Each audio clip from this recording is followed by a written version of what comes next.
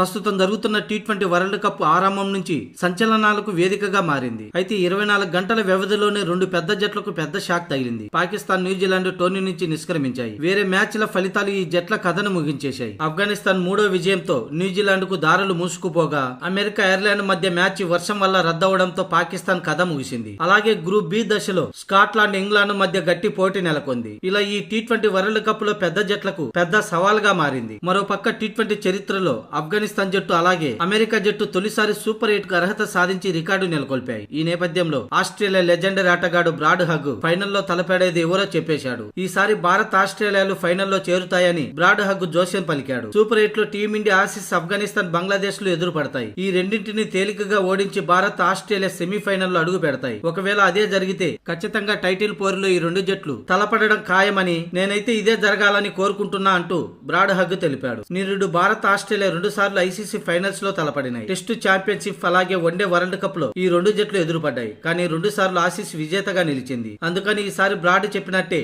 ఇరు జట్లు టైటిల్ 4 కు దూసుకెళ్తే పోటీ ఉత్కంఠంగా ఉండడం ఖాయం.